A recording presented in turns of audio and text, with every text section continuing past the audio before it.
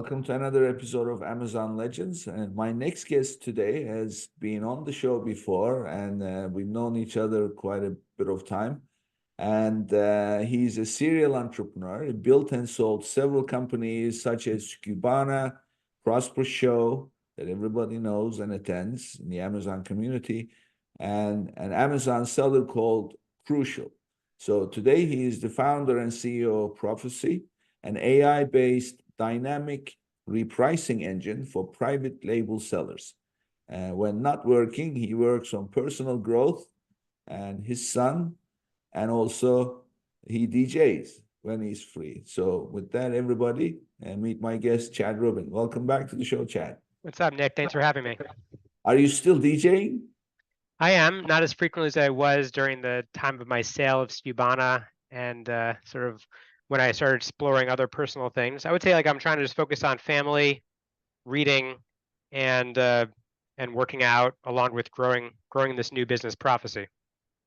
Cool, cool.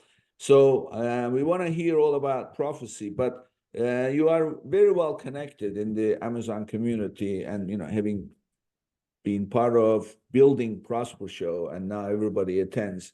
So we're going to talk about today things that that probably not too many people are aware of yet, and your take on certain new developments and new trends. And then also, you mentioned just before we started recording some mistakes that sellers are making that they want to avoid. So we're going to talk about a diverse number of issues. So with that, let's jump right in. So where do you want to start? So let's start with the mistakes. I like the mistakes part. Yeah, I think a lot of Amazon sellers spend a lot of time in what I call the Amazon matrix, right? So they're working on things that Amazon guides you towards, but they don't think out of the box because essentially the gurus and all the other people in the space are guiding you towards things that actually effectively help Amazon at the end of the day. So for example, let's use an example, right? Advertising spend. Now we know that advertising is very important to Amazon, but how the Amazon flywheel works specifically is they have a flywheel around their agencies and around their softwares, all pushing ad spend, which drives more profitability for Amazon specifically.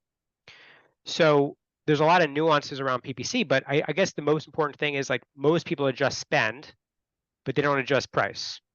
Because Amazon historically has said, hey, it's not beneficial to adjust, or there's been folklore, let's just say, not even Amazon, folklore that if you adjust price, you'll get penalized. And that's just factually not correct. So again, most people are focusing on spend, but they're not focusing on the other part of the ACoS equation, which is revenue, which equals your units times your average selling price. And that's where I spend a lot of time. And then harmonizing the two together is next level and has a second level order of consequence that's positive for a business if you can actually do both simultaneously. So when you say they are focusing on spend, but not revenue, isn't that ACoS providing for you? Or are you talking about the dollar value of the revenue rather than the ratio? So, I mean, I think you have to focus on the ratio, but even just focusing on changing your pricing is something that nobody is doing. And adjusting your price based on market seasonality, based on what your competition does, based on what happens to your BSR, right? To be able to maximize the profit arbitrage that's available to you on the marketplace. Nobody is doing this right now. And I guess, Mick, why don't I ask you the question, would you ever just take $10,000 of PPC spend and let it just run a campaign and never touch it, never optimize it? Well, of course not. No. So why would you do that with price if price is the single largest lever that you can pull that all drops to the bottom line? So, okay, there's a few things there. Price is primarily determined by the competition, right? And also the value that you built for your brand. So you look at the competition, and unless you are Starbucks, you're not going to sell your new coffee brand, Yeah. At the Starbucks price. So yeah. So let me correct you on that, because I've been studying price for a long time. Is that people think that just marking your price to competition to whatever the market price is, or maybe slightly under, is the right decision, but it's actually not always the optimal decision. So you're essentially copying a competitor that then copied another competitor that probably went broke over the course of the past couple of years. Right. And so that's where there's nuance around in price, because you could actually be either overpriced or you could be underpriced. And price on Amazon specifically, the reason why it's so hard is that your price has a knock-on effect, right? Your price affects your order volume tomorrow. Your price today affects your order volume, your discoverability tomorrow.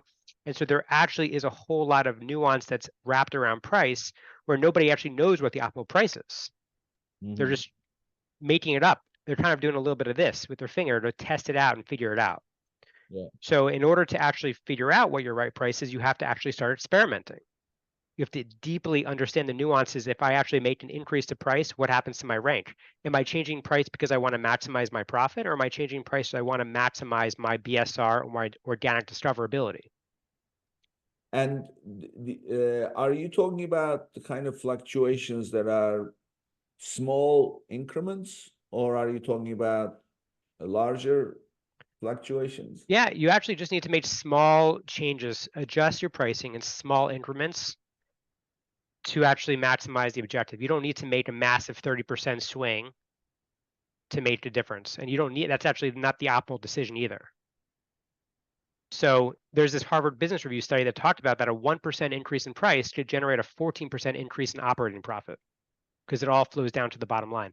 But again, nobody is making changes. I'm not saying that's the optimal decision, because there's this knock-on effect. Sometimes you want a lower price increases your unit velocity, and that offsets the lower price, thus thereby increasing your contribution profit on Amazon. And now, by the way, by lowering price, you also have an opportunity to increase your ranking position on Amazon. Mhm. And of course, as your rank increases, I'm sure that has an impact on the kind of price changes you can make, right?